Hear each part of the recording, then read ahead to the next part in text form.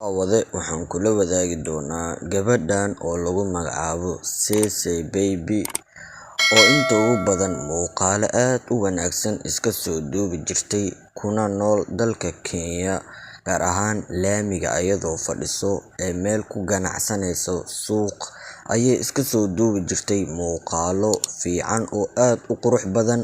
Gabadhan oo waqti yar oo kooban aaladda TikTok la leeyahay social media ee inta ugu badan bulshada social media ee Soomaaliyeed isticmaasho si weyn u qabsatay oo caan ugu noqotay gabadha la leeyahay Ceesay Baby. Laakiin mar aad u dhow ayaa hooyadeeda soo sheegtay in uu nin Kenyaati ah ka watay gabadheeda oo madax furasho lacag ugu dalbanayo iyadoo laamiga hareerihiisa wax ku gadaysa. Ayaa hooyadeeda soo sheegtay muuqaal ay soo duubtay gabadha lacag madax furasho lagu weydiisanayo. Hooyadan lacagta la weydiiyay oo aqligeeda aanan gali karin ee caddadeeda aanan haynin ee bulshada Soomaaliyeed ee codsi weydiisanayso si ay u caawiyaan lacagta oo aad u tiro badan caddadeeda. Fadlan daawado muuqaalka like saar, waa naga codsi. Haddii markii kuugu horeysay ay tahay aana soo booqatay janaalka subscribe dheh oo gambaleelka u furo. Gabadhan sidaan horena iigu sheegnay magaceeda waa Ceesay Baby, waa gabar dalka Kenya ku nool, gaar ahaan hooyadeedana aad u saacideynaysay oo hooyadeeda meeshii ganacsiga hooyadeed ee furatay mar walba muuqaalo kusoo duubi jirtay oo wadada laamiga ku ganacsan jirtay.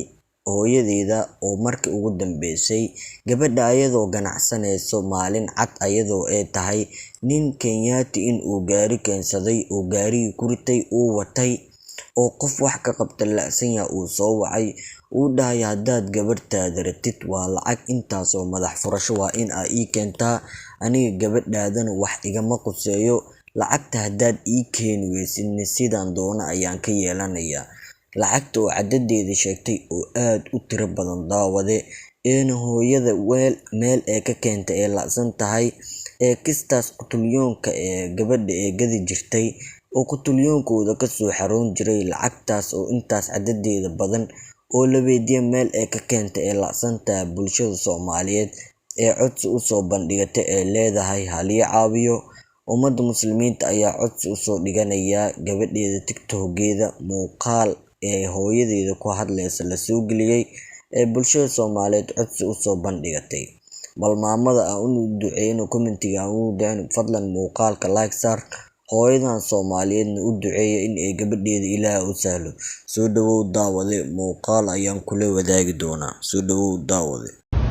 gabadheeda nin shaqoolay nin baa u imaaday meesha ganacsigeeda ugu imaaday markaasuu gaari soo istaajiyay iyadoo taagan markaasuu dafay gaarigii la galay ka hor maxaa dhex maray.